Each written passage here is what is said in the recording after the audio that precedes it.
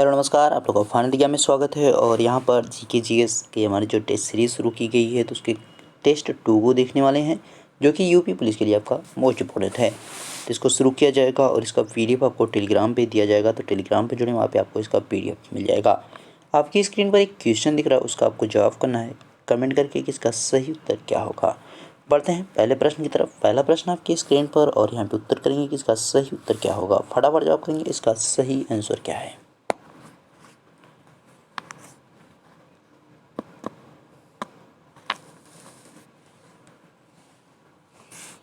चौरी चौरा कांड के समय ब्रिटिश भारत का वायसराय था।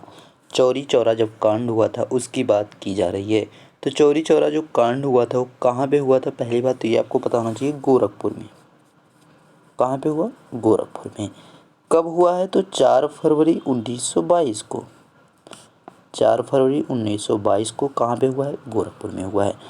तो इस समय जो वायसराय थे वो थे लॉर्ड रीडिंग। तो इसका ध्यान रखना, बी ऑप्शन यहाँ पे सही हो जाएगा।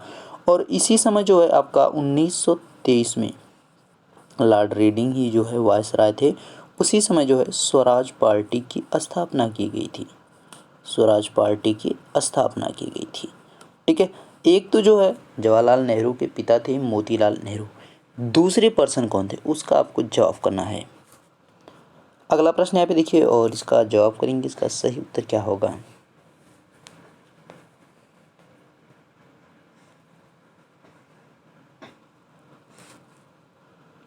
प्रश्न है, नीचे दिए गए प्रश्न को ध्यानपूर्वक आपको अध्ययन कर लेना है। उसके बाद जो है चीज़ें उसके आके आपको सीक्वेंस बना के बताना है।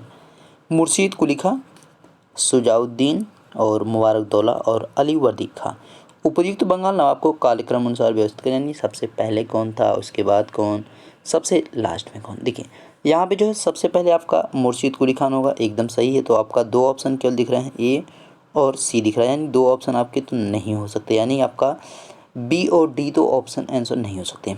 उसको देखो, मुर्शीद कुली खां के बाद शुजाउद्दीन आएगा आपका। ठीक है, शुजाउद्दीन यहाँ पे आएगा, तो इस चीज़ का भी आपको ध्यान रखना है। अब यहाँ पे सेकंड दोनों में आपका है, तो ठीक है। उसके बाद देखो, मुबारकदौला से पहले आपका जो है तीसरे नंबर पे ही अली वर्दी खां आ जाएगा, चौथे नंबर पे अली वर्दी खां आपका आ जाएगा। तो यानी आपका यहाँ पे जो आपका लास्ट में दे रखा है अली वर्दी खां, वो आपका आना चाहिए तीसरे प्लेस पे, यानी यहाँ पे 4 दे रखा है। यानी आंसर इसका कौन सा हो जाएगा? सी ऑप्शन यहाँ पे सही हो जाएगा। एक चीज़ और, अगर कभी पूछ ले बंगाल के स्वतंत्र राज्य का संस्थापक किसे कहा जाता है, तो मुर्शीद कुली खां को बंगाल के स्वतंत्र राज्य का संस्थापक कहा जाता है। बंगाल के स्वतंत्र राज्य का संस्थापक। ठीक है, तो इस चीज़ का ध्यान रखना है, किसको कहा जाता है? मुर्शीद कुली खां को। बढ़ते हैं अगले प्रश्न की तरफ। अगला प्रश्न स्क्रीन पर, और यहाँ पे उत्तर करेंगे कि इसका सही उत्तर क्या होगा।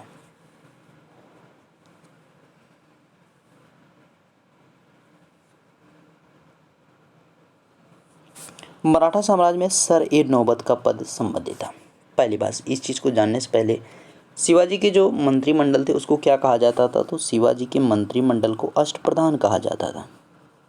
शिवाजी का जो मंत्रिमंडल था उसको कहा जाता था अष्टप्रधान। यानी इसमें जो है 8 प्रमुख व्यक्ति थे, 8 आप कह सकते हैं पद थे, उनकी बात यहाँ पे की जा रही है।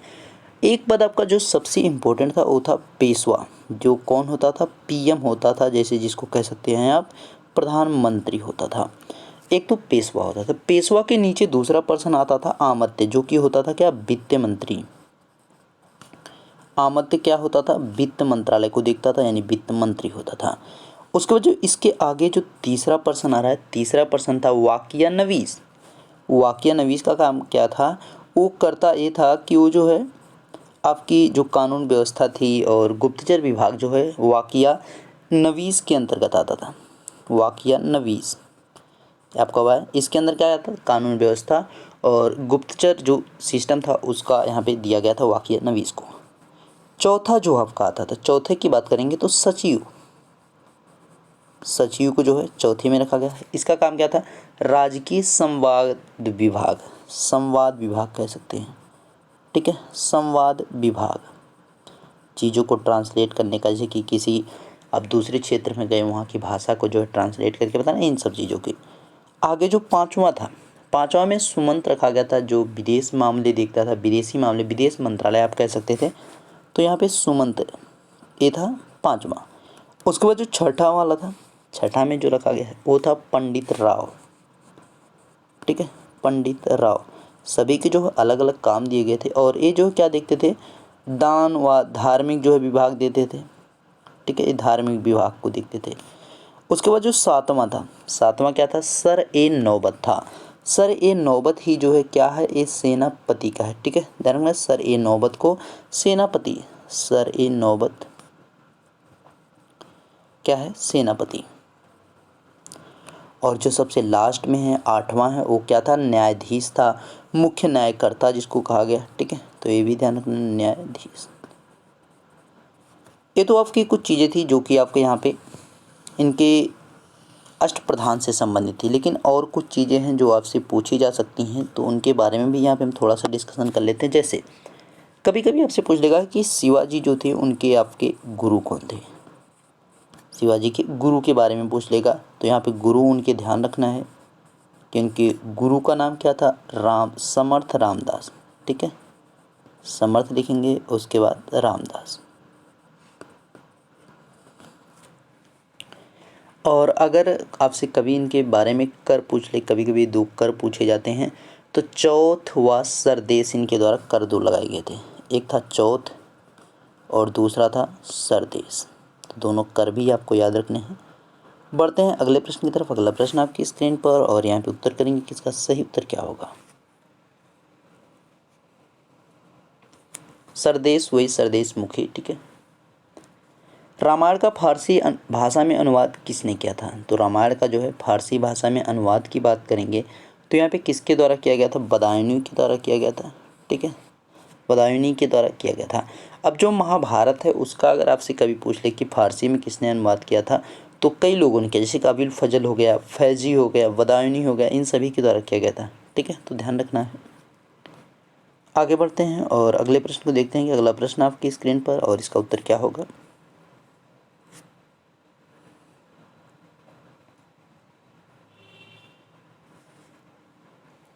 संत वारिस अली शाह की दरगाह उत्तर प्रदेश में किस स्थान पर है, तो ये किस स्थान पर है, बाराबंकी में। और इनकी उस संत वारिस अली शाह जो है, इनकी दरगाह पर जो है एक मेला लगता है, बहुत फेमस है, जिसका नाम है देवा शरीफ मेला।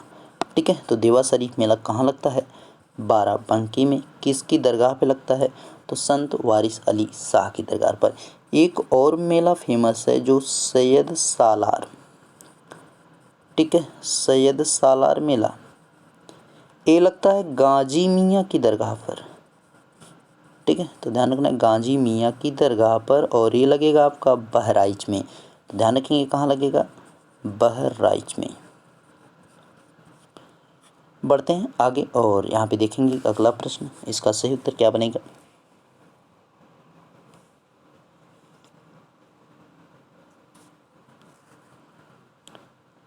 कुंभ के बाद उत्तर प्रदेश का सबसे बड़ा मेला कौन है, कुंभ के बाद जो उत्तर प्रदेश का सबसे बड़ा मेला है उस मेले का नाम है नौचंदी मेला।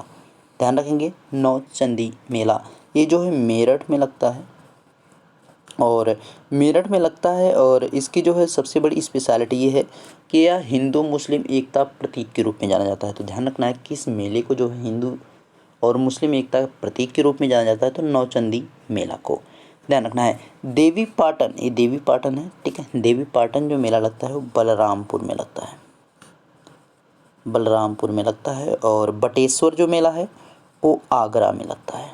ठीक है, तो बटेश्वर मेला को भी ध्यान रखना है, आगरा में लगता है। बढ़ते हैं आगे और यहाँ पे देखेंगे अगले प्रश्न को, इसका सही उत्तर क्या होगा।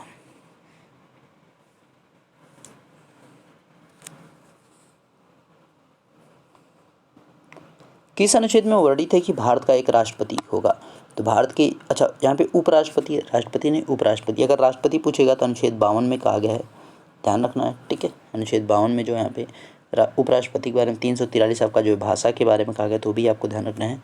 अनुच्छेद 74 में क्या है, ये तो सभी को लगभग पता है कि हमारे प्रधानमंत्री जो उनसे संबंधित है, लेकिन जो हमारा अनुच्छेद 63 है वो बताता है कि भारत का एक उपराष्ट्रपति होगा। ठीक है, तो इस समय जगदीप धनखड़ है, वो भी आपको याद रखना है, यानी डी ऑप्शन यहाँ पे सही हो जाएगा। बढ़ते हैं अगले प्रश्न की तरफ। अगला प्रश्न स्क्रीन पर, और यहाँ पर उत्तर क्या होगा जो आप करेंगे।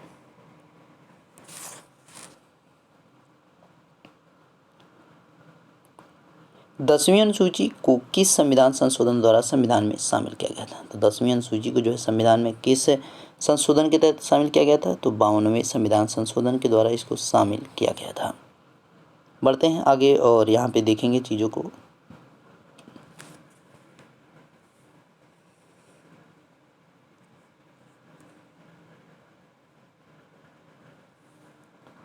उत्तर प्रदेश का बृहत्तम उद्योग निम्नलिखित में से कौन है? तो उत्तर प्रदेश का जो बृहत्तम उद्योग है वो कौन सा है? तो यहाँ पे हथकरघा है, ध्यान रखना है, हथकरघा। ठीक है, आपके संविधान संशोधन इन सब क्वेश्चंस को जो है बहुत ज़्यादा कराना है, तो इन क्वेश्चंस को मैं एक बार और शामिल करूंगा ताकि जो वहाँ पे चीज़ों को समझाया और बेहतर तरीके से जा सके। जैसे 61वां संविधान संशोधन है, जो आपकी उम्र थी वोट की 21 वर्ष से उसको कर दिया गया था 18 वर्ष कर दिया गया था। 44वां संविधान संशोधन जो संपत्ति का अधिकार है उसको जो है कानूनी अधिकार बना दिया गया था। जो संपत्ति का अधिकार था पहले कि मतलब आप संपत्ति रख सकते थे, अब क्या होता है जैसे कि आपकी संपत्ति ज़्यादा है और आपने जो है इन्फॉर्म नहीं किया है सरकार को तो आपके ऊपर छापा पड़ जाता है। तो अब इस संपत्ति के अधिकार को जो है कानूनी अधिकार बना दिया, विधिक अधिकार बना दिया गया है। ठीक है, तो ये चीज़ें 42वां संविधान संशोधन जो है आपके मौलिक अधिकार यहाँ पे जो है उसमें परिवर्तन किया गया था।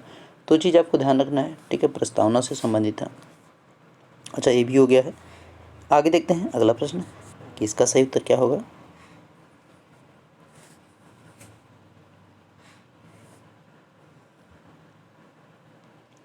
प्रश्न है, लेबनान की राजधानी। Lebanon, Beirut, pound.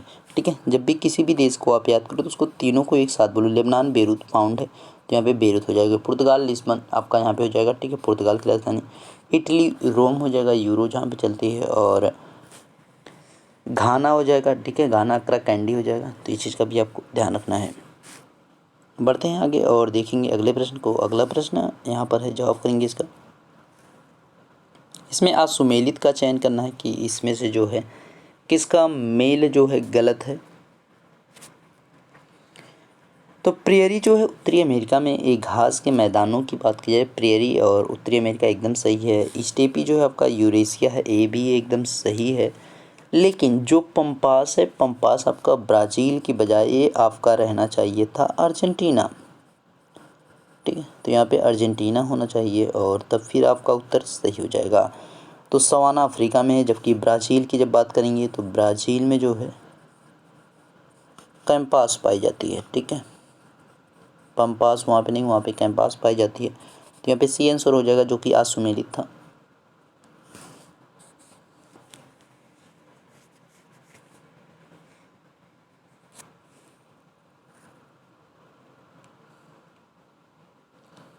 हरिकोटा द्वीप किस प्रदेश में स्थित है? हरिकोटा की बात की जा रही थी, कहाँ पर है? तो आंध्र प्रदेश में है। ध्यान रखना है, आंध्र प्रदेश में है। यहाँ पे मिसाइल प्रक्षेपण केंद्र है, तो भी आपको ध्यान रखना है।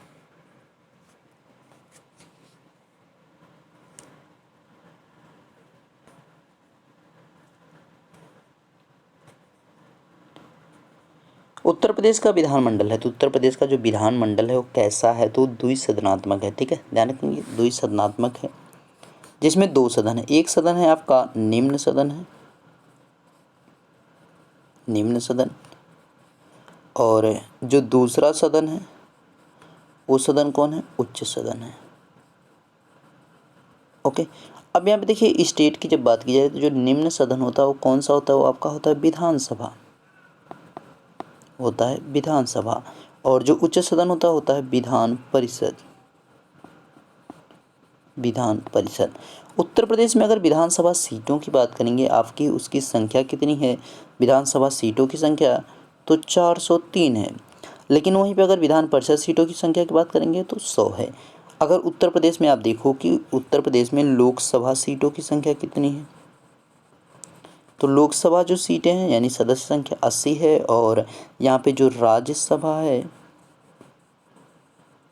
उसकी बात करेंगे तो 31 है। तो इन चीज़ों को भी आपको ध्यान रखना है। यानी पूरे भारत में अगर कभी भी पूछ ले सदस्य संख्या में सर्वाधिक जो है, चाहे लोकसभा, राज्यसभा, विधानसभा, विधान परिषद, तो आपको सबसे ज़्यादा उत्तर प्रदेश में ही हैं। आगे देखिए और यहाँ पे उत्तर करेंगे।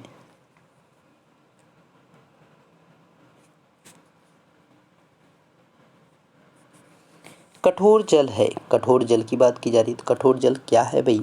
कठोर जल यहाँ पे साबुन के साथ आसानी से झाग देता है, ये होती है कठोर जल की खासियत। ठीक है, और जो मृदु जल होता है साबुन के कठिनाई से झाग देता है, तो ये आपका ध्यान रखना है। यहाँ पे क्या आंसर आपका हो जाएगा, ये ऑप्शन यहाँ पे सही हो जाएगा। देखते हैं अगले प्रश्न को, देखिए और यहाँ पे उत्तर करेंगे।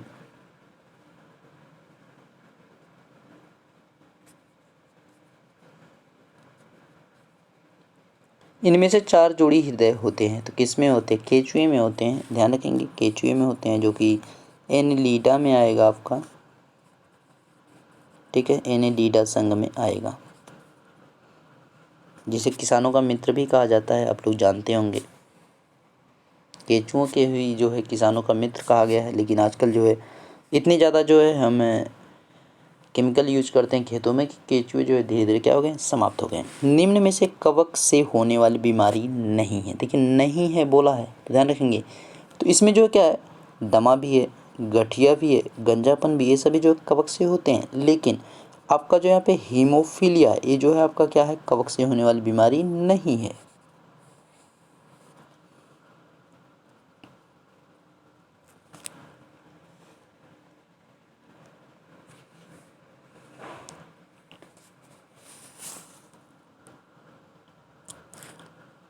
एपी कल्चर संबंधित है।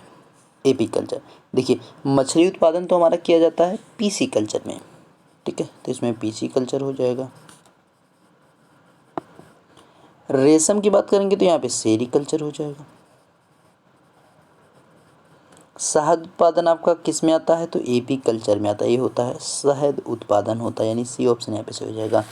और निमेरी कल्चर जो होता है उसमें होता है आदिम काल की कृषि पद्धति को कहा जाता है निमेरी कल्चर। बढ़ते हैं आगे और यहाँ पे अगला प्रश्न देखिए और इसका उत्तर करेंगे कि इसका सही उत्तर क्या होगा।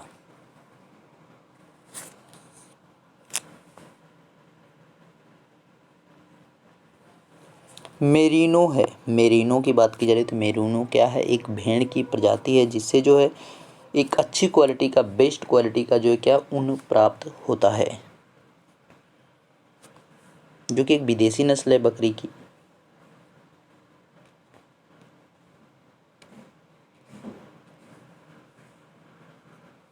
वृक्षों की कटाई को रोकने से संबंधित आंदोलन है, तो वृक्षों की जो कटाई है उससे रोकने के से जो संबंधित है, उससे रिलेटेड जो आपका यहाँ पे एक आंदोलन है वो कौन है, चिपको आंदोलन है। ठीक है, वो चिपको आंदोलन है। ये कब शुरू किया गया था, 1972 में,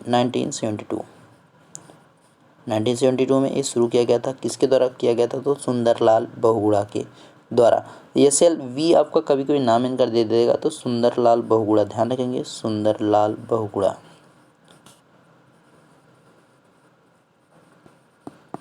ठीक है, सुंदरलाल बहुगुणा के द्वारा शुरू किया गया था।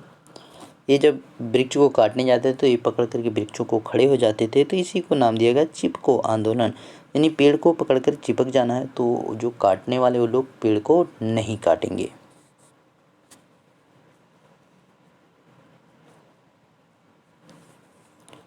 आलू क्या है, आलू क्या है इसके बारे में पूछा रहा है। तो जो ऑप्शंस आपका दिखे हैं, जैसे कि आलू देखो जड़ नहीं है, तना है, क्योंकि आपका जब आलू को देखिएगा ऐसे बीच वाला पोर्शन, तो इसके ऊपर क्या होता है, इसके ऊपर जो है आप ये पत्तियाँ होती हैं, इसके ऊपर आपकी पत्तियाँ होती हैं। ठीक है, लेकिन इसके नीचे क्या होती है, इसके नीचे आपकी जड़ होती है। तो ये ऊपर वाला जो है पोर्शन क्या है, इसमें ही तो आपकी पत्तियाँ होती हैं, ये बीच में आपका आ रहा है और इसके नीचे जड़ है, तो मतलब क्या है, ये आपका क्या है, स्टेम है, ये तना है आपका। आगे देखिए और यहाँ पे जवाब करेंगे इसका सही उत्तर क्या होगा।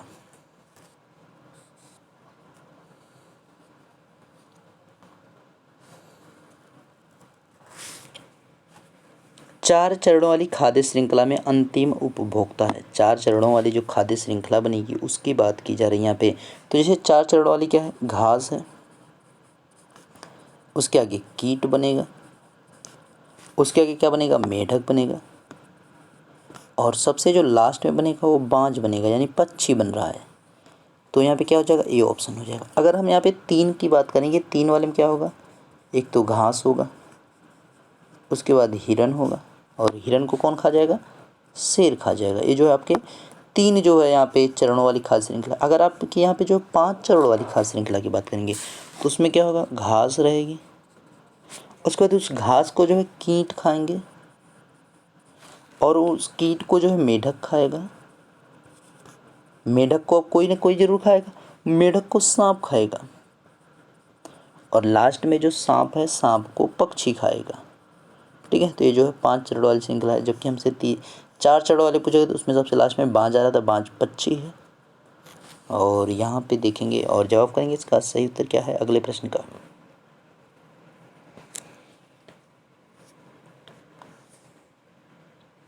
भारत का 8वां शास्त्रीय नृत्य घोषित किया गया है। पहले भारत के जो है 7 जो है शास्त्रीय नृत्य हुआ करते थे, जिसमें जो आपका भरतनाट्यम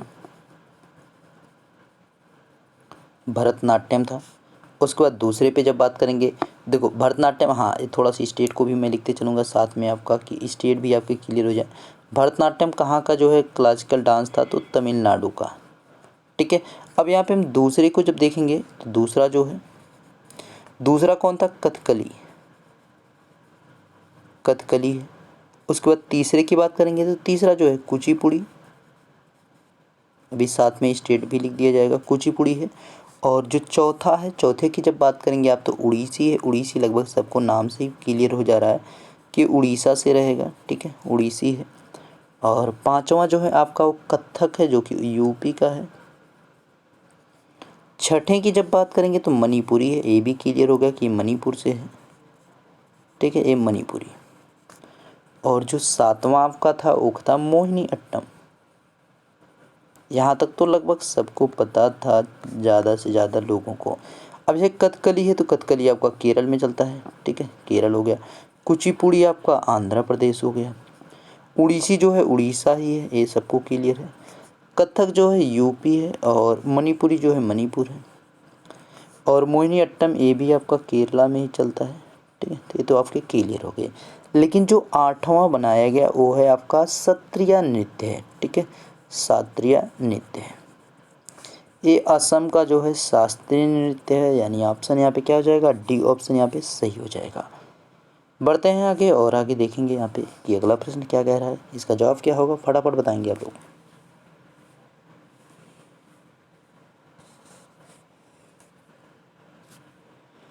राजा रवि वर्मा के क्षेत्र में प्रसिद्ध हैं, तो राजा रवि वर्मा जो है चित्रकला के क्षेत्र में प्रसिद्ध हैं। इनके द्वारा जो है सबसे जो फेमस कलाकृतियाँ रही हैं, जिसमें जो है चित्रकारी के राजकुमारों को बनाया गया, यानी राजकुमार को अधिकतर वो शामिल किए हैं।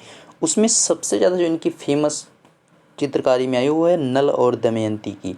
ठीक है, नल और दमयंती की इन्होंने चित्रकारी की थी, वो सबसे ज़्यादा यहाँ पे प्रसिद्ध रही है। तो राजा रवि वर्मा जो है चित्रकारी से संबंधित हैं।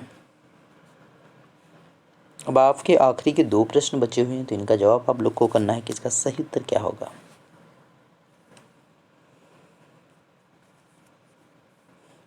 भरहुत स्तूप किस शासनकाल के समकालीन था, तो भरहुत जो है वो शुंग वंश के समकालीन था।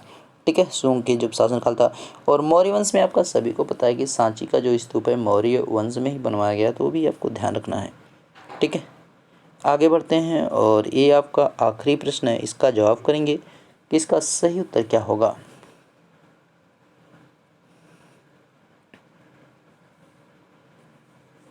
उन्नीस में भारत के विश्व धरोहर स्मारक में शामिल नहीं किया गया। तो 1983 में जो है भारत के विश्व धरोहर स्मारक जो मतलब शामिल जिसमें किया गया था, जो कि पहली बार था, उसमें कौन कौन पहले शामिल हुई वो हमें पता होना चाहिए। तो देखो अजंता की गुफाएं थी, एलोरा की गुफाएं थी, आगरा का किला था, यानी इन स्थानों को शामिल किया गया था कि अजंता की गुफाएं जो कि महाराष्ट्र में, एलोरा की गुफाएं ये भी महाराष्ट्र में, आगरा का किला उत्तर प्रदेश, ये भी आपका सही है। लेकिन एक जो और अलग था, 4 चीज़ों को किया गया था, एक तो ये तो 3 हुई, लेकिन जो चौथा था वो क्या था, आगरा में ही स्थित ताजमहल की बात की जाएगी। तो ताजमहल, आगरा का किला और एलोरा की गुफाएं, अजंता को, ये सब जो है 1983 में। जबकि आपका जब यहाँ पे सूर्य कोणार्क मंदिर दे रहा है तो इसको जो है 1984 में शामिल किया गया था। यानी ऑप्शन आपका क्या हो जाएगा, बी ऑप्शन यहाँ पे सही हो जाएगा। तो आपके सभी क्वेश्चन यहाँ पे कंप्लीट हो चुके हैं। इसी के साथ आपका वीडियो भी कंप्लीट हो चुका है। इसका PDF टेलीग्राम पे मिलेगा। टेलीग्राम आप सर्च करेंगे final exam with Ashish sir, तो वहाँ पे आपको टेलीग्राम चैनल मिल जाएगा। मिलते हैं नेक्स्ट वीडियो में। Thank you.